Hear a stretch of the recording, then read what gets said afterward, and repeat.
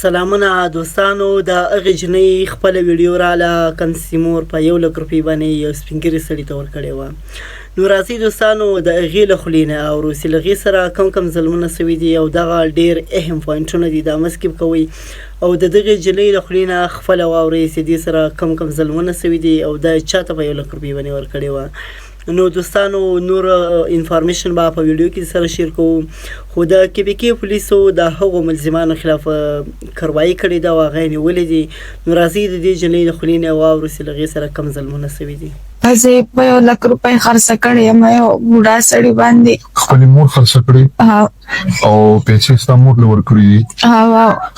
نو بیا هغې نه پس بیا څه وشو؟ هغې نه پس ظلم په واقع یو هېڅ هم راته نه کوي. زه هغې نه ځان خلاصوم، تاسو ما بچ کوئ ته خلاص مې کوئ. دې وخت کې څه د چا په کور کې؟ زه مور کره وم، هلته نه زه رالم، هلته نورو خلکو کره پناه مې ترې غوښته. ولې مور کور نه ولې راغلې؟ هلته پلار ما باندې لاس اچولو.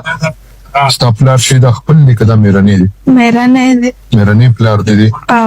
او دا راته وایي بچې ستا خو عمر ډېر زیات کم دی که نه؟ ستا والدین چې دا پیسې واخیستې نو تا چې کم کس ته بوتلې هغه ته په چېرته ساتلي؟ هلته پردي خلکو کرې ساتلم، رشوت یې والا ورکوړ او زه یې ساتلم.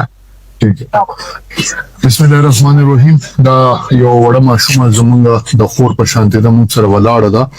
دا ماشومه چې ده نو دا د دې مور چې دی نو هغه د دې کله والد صاحب وفات شو نو هغه دویم واده وکړو.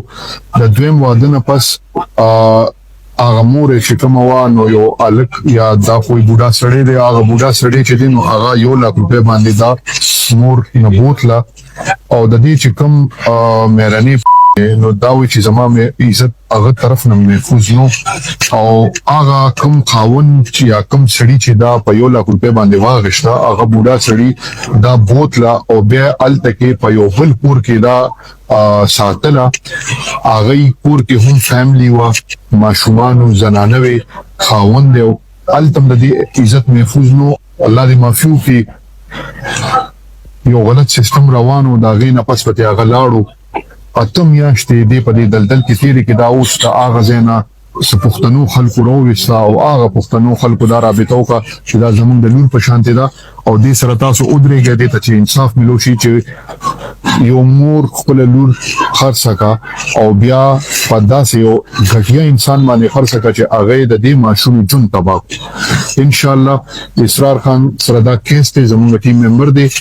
انشاءالله زموږ به پوره کوشش وي چې د ماشومې ته انصاف هم ملو شي، دغې سړي ته هم سزا ملو شي، د دې مور ته هم سزا ملو شي. دا ماشومه مسلسل ژاړي، یقین وساتئ دا وړه ماشومه بچې مه موږ د سړي یو دا وختي داسې ژاړي لکه د یو انسان خپل بچي به وي، خپل اولاد به وي، لکه د ګټیاتوب هغه انتها ده. نو تاسو ټولو ته مې دا یو ریکویسټ دی چې موږ ټول دې سره ودرېږو. او بله خبره زه دا کوم چې دا اوس دې ځای نه مونږ بوځو شلټر هوم ته، دا مونږ شلټر هوم ته بوځو، هلته یې ته خوراک، کپړې، هر یو شی بندوبست ورته مونږ کوو. او د هغې نه پس د دې دغه کم سړي چې دا په پیسو اخیستی ده او د پیسو نه پس دې سره کوم ظلم شوی دی دا انشاءالله د هغې تپوس پرې کوو. تاسو ټولو پښتنو ته مې دا یو ریکویسټ دی چې دې سره ودرېږئ. د دې عمر هارډلی 13-14 سال د دې عمر دی. نو موږ دا سوال اوچتو چې اکثر زموږ دا ډېر فخر کوو چې ګینې اسلام موږ فالو کوو، دا نور خلک نه فالو کوي. نو آیا اسلام موږ داسې فالو کوو؟ آیا پښتو موږ داسې به فالو کوو چې لکه داسې دونه لوی ظلم به کوو؟ زه خو دا چې کوم ظلم او زیاتې وینم زه یم چې دا خو به هغه څنګه چې به مخکې خلکو وایي چې 1400 سال مخکې به خلکو ماشومان چې دی نو جمدی خخول او یا دغه، نو زه خو یم چې دا د هغې نه هم غټ ظلم. زه اسرار خلیل اسسټنټ ډایرکټر کمپلینټل هیومن رایټس. دا د دې ماشومې د کیس شانام باندې ماته هینډاور کو په دې کې چې څونه تفتیش ته یا قانوني کاروایی چې په دې کې څومره کیږي انشاءالله هغه به ورته مونږ کوو او مونږ به پوره دا کوشش کوو، زموږ د مکمل ټیم دا مکمل کوشش کوي چې دې ماشومې ته مونږ انصاف ورکړو.